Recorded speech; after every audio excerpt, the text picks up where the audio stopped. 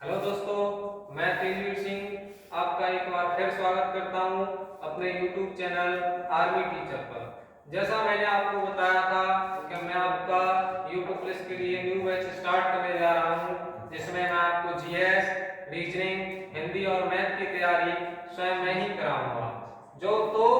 आज मैं आपके लिए सामान्य हिंदी पढ़ाने जा रहा हूं, जिसमें मैं आपको संख्या का टॉपिक कराने जा रहा हूं, जिसे हम कहते हैं क्या, नाउन। क्या कहते हैं अंग्रेजी में? नाउन कहते हैं।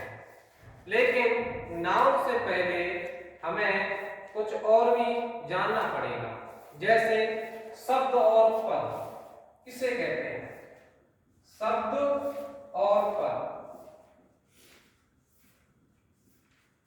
देखिए, अगर वीडियो अच्छी लगे तो लाइक, शेयर और कमेंट करना ना भूलिएगा। सब्सक्राइब तो कीजिएगा ही, साथ ही साथ शेयर भी करना ना भूलिएगा। देखिए, पद कहते हैं हम कि जब शब्द किसी वाक्य का अंग हो, किसी वाक्य का जब अंग होता है शब्द, तो वह क्या कहलाता है? हमारा पद कहलाता है। जैसे मैंने कह दिया, राम विद्यालय जा रहा है। ये क्या है? हमारा एक वाक्य है।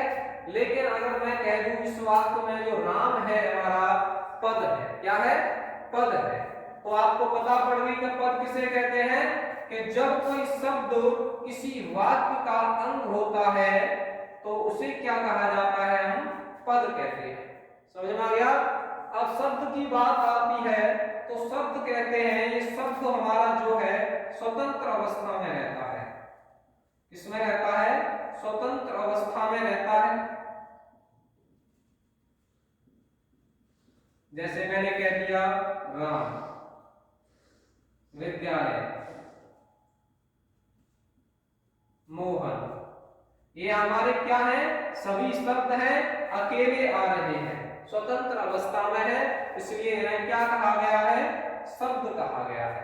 अपना नोट्स बनाते जाइए, जो आपका यूपी पुलिस, एसएससी, जीडी के लिए महत्वपूर्ण साबित होंगे। ठीक है ना? तो पद हो गया हमारा, शब्द हो गया। बात करें अगर हम पद की, तो पद के भेद होते हैं हमारे 5। पद के भेद कितने होते हैं भाई लोग? 5 प्रकार का होता है आपका पद। यहां से हम अपना स्टार्ट करते हैं। ठीक है ना? पद के भेद होते हैं हमारे 5।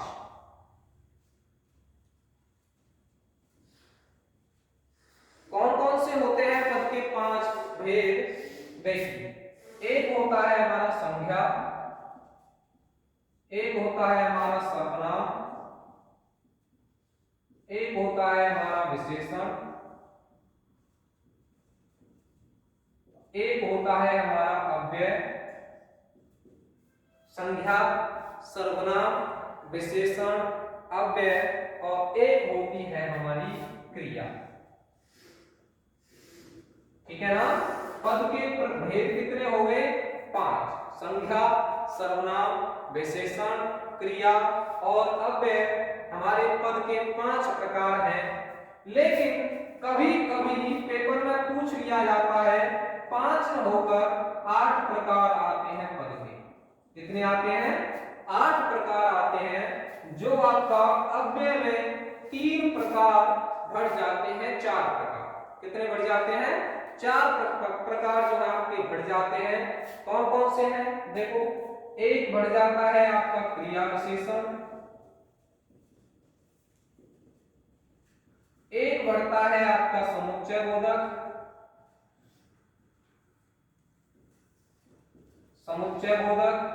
एक बढ़ता है आपका विस्मयाद बोधक,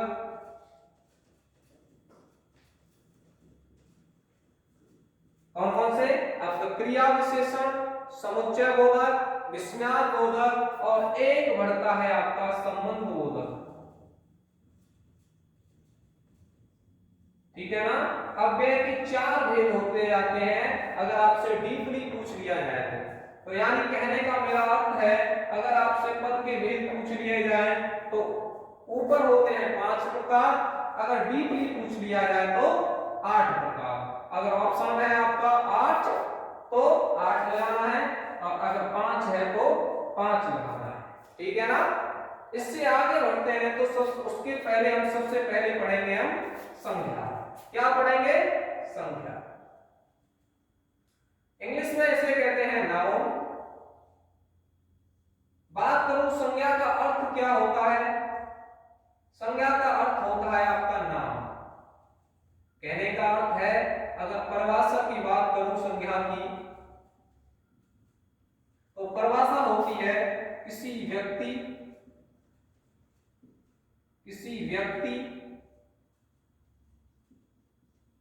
वस्तु एवं स्थान, किसी व्यक्ति वस्तु एवं स्थान के नाम को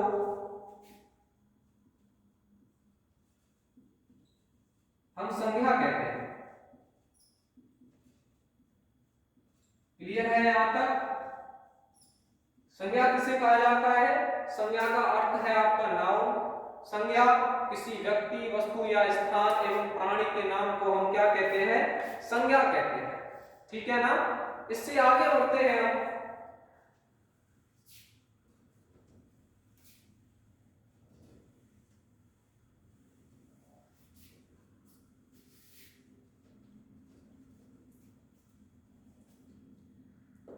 बात करूं अगर मैं संज्ञा की तो संज्ञा को 2 प्रकारों में बांटा गया है हमारा। संज्ञा को कितने प्रकारों में बांटा गया है? 2 प्रकारों में बांटा गया है। कौन कौन सा? एक बांटा गया है आपका व्युत्पत्ति के आधार पर, व्युत्पत्ति के आधार पर, और एक बांटा गया है आपका अर्थ के आधार पर।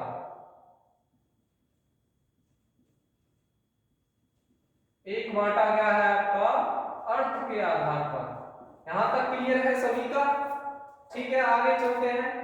अगर बात कर ले कि व्युत्पत्ति के आधार पर आपकी संख्या कितने प्रकार की होती है तो वो होती है आपकी 3 प्रकार की। कितने प्रकार की होती है? 3 प्रकार की होती है। कौन कौन सी होती है?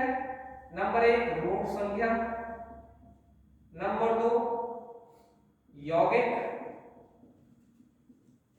और नंबर 3 होती है आपकी योग रूट। यहां तक क्लियर है? व्युत्पत्ति के आधार पर संख्या कितने प्रकार की होती है? 3 प्रकार की होती है।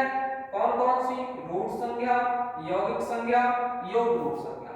अगर मैं बात करूं अर्थ के आधार पर संख्या कितने प्रकार की होती है तो वो होती है आपकी 5 प्रकार की। कितने प्रकार होते हैं अर्थ के आधार पर संज्ञा के? 5 प्रकार होते हैं। नंबर 1 व्यक्तिवाचक संज्ञा,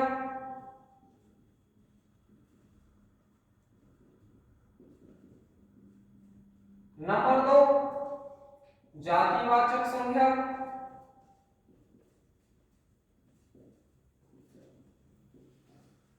नंबर 3 समूहवाचक संज्ञा,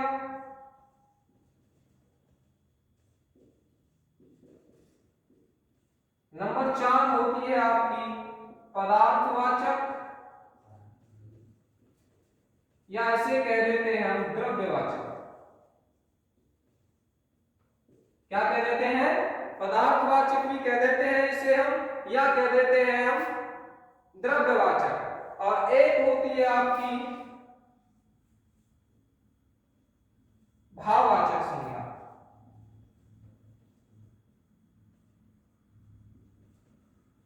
यहां तक क्लियर है? अगर आपसे पूछ लिया जाए कि व्युत्पत्ति के आधार पर संज्ञा कितने प्रकार की होती है तो 3 प्रकार की। संज्ञा के भेद कितने हैं या प्रकार कितने हैं? 2 प्रकार में बांटा गया है, व्युत्पत्ति के आधार पर, अर्थ के आधार पर। व्युत्पत्ति के आधार पर संज्ञा 3 प्रकार की, रूट, यौगिक और योग रूट। के आधार पर संज्ञा 5 प्रकार की है।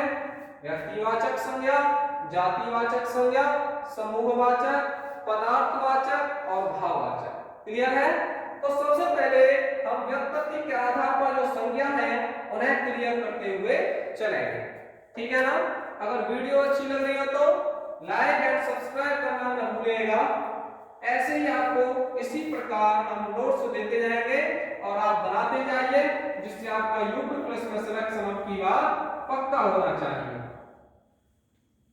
अगर हमारे साथ आप जुड़े हो तो ये समझिए कि सिलेक्शन आपका निश्चित 100% होगा। चलिए आगे देखते हैं। मैंने बताया था व्युत्पत्ति के आधार पर 3 प्रकार होते हैं संज्ञा के। नंबर 1 आपका रूट। रूट संज्ञा किसे कहते हैं? देखिए, रूट संज्ञा कहते हैं कि जिसमें न तो उपसर्ग लगा हो, न तो उपसर्ग और न प्रत्यय लगा हो।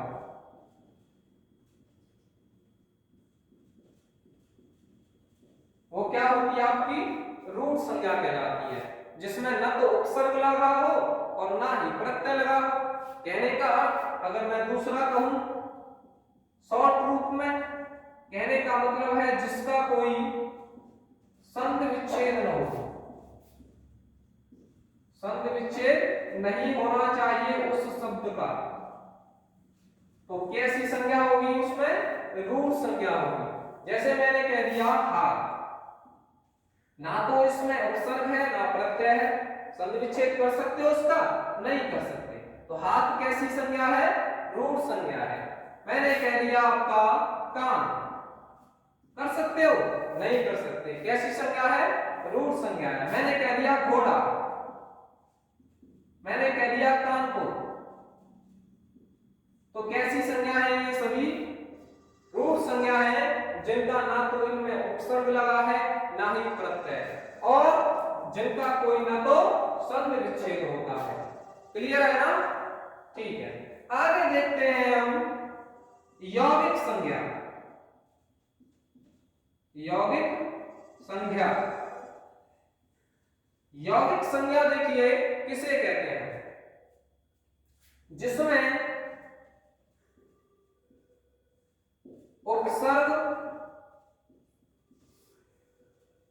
उपसर्ग लगा हो या प्रत्यय लगा हो। क्लियर है? जिसमें उपसर्ग लगा हो या फिर प्रत्यय लगा हो। कहने का अर्थ है मैं कह सकता हूं जिसका संधि विच्छेद हो जाए। जिसका क्या हो जाए बेटा?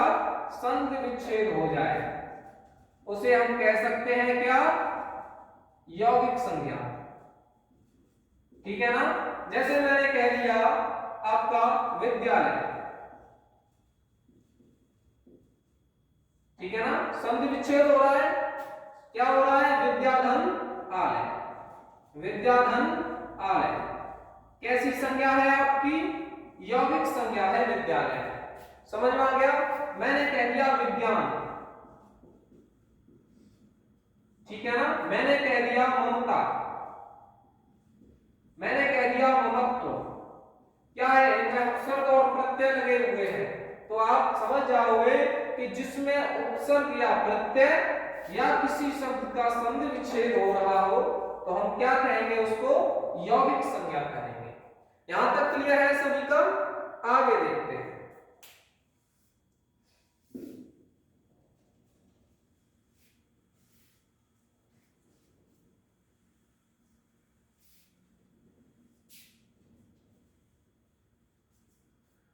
आगे देखिए, नंबर 3 पर आती है आपकी योग रूट संज्ञा। योग रूट संज्ञा आती है आपकी नंबर 3 पर, जिसमें क्या होता है? सभी पर कह सकते हैं हम, इसमें बहुब्रीहि समास आ सकता है। क्या आ सकता है? बहुब्रीहि समास आ सकता है।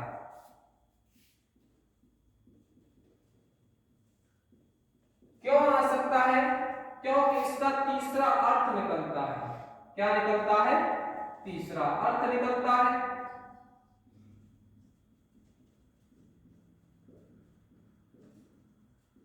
तीसरा अर्थ किसका निकलता है बेटा? बहुव्रीहि समास में तीसरा अर्थ निकल के आता है। और अगर मैं बात करूं, सभी पर्यायवाची भी इसी में आते हैं। सभी क्या आते हैं इसमें? पर्यायवाची।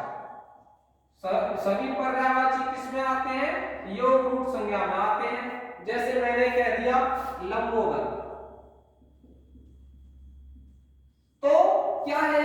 बहुव्रीहि समास के अंदर भी आता है। लंबा है उदर जिसका, अर्थात कौन होता है बेटा? गणेश होते हैं। तीसरा अर्थ निकल रहा है आपका, ठीक है ना। और अगर मैं बात करूं किसका पर्यायवाची है, तो गणेश का पर्यायवाची भी है। समझ में आ गया?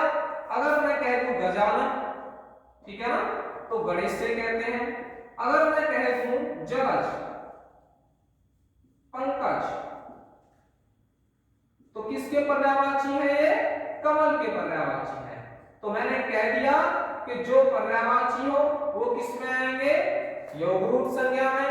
या फिर बहुव्रीहि समास आ रहा हो तो किस में आएंगे? योग रूप संज्ञा में। यहां तक क्लियर है? अगर वीडियो अच्छी लग रही हो तो लाइक एंड शेयर और सब्सक्राइब करो। इसी के साथ अब आगे बढ़ते हैं। ये आपकी व्युत्पत्ति के आधार पर जो संज्ञा थी हमने आपको संपूर्ण करा दी है। इसके साथ आगे बढ़ते हैं अगले टॉपिक पर जो अर्थ के आधार पर थी। अर्थ के आधार पर संज्ञा आपको कमेंट में बतानी है कितनी होती है। तो अर्थ के आधार पर मैंने बताई थी 5 प्रकार, ठीक है ना। नंबर 1 बताई थी आपको व्यक्तिवाचक संज्ञा। व्यक्तिवाचक संज्ञा, तो मैं बता देता हूं व्यक्तिवाचक संज्ञा होती है किसी व्यक्ति का नाम आ जाए, किसी व्यक्ति या वस्तु, यानी कहने का अर्थ है किसी का नाम आना चाहिए। व्यक्तिवाचक संज्ञा में क्या आना चाहिए? नाम आना चाहिए, ठीक है ना, नाम आना चाहिए। इससे आगे हम अगली वीडियो में लेके आएंगे आपके लिए जो अर्थ के आधार पर है 5 प्रकार की। अगर वीडियो अच्छी लगे तो लाइक शेयर और सब्सक्राइब कीजिएगा। इससे ही आगे लेके आएंगे हम। इसलिए आप अच्छे से अपने नोट्स बनाइए जिससे आगामी जो पुलिस है उसके लिए आप अच्छे से तैयार हो सके। और आपके साथ हमेशा मैं साथ बना रहूंगा तेजवीर सिंह, जो आर्मी टीचर पर पढ़ाता हूं, जिसके लिए आपको आर्मी टीचर सब्सक्राइब शेयर और लाइक करना न भूलेगा। Thank you.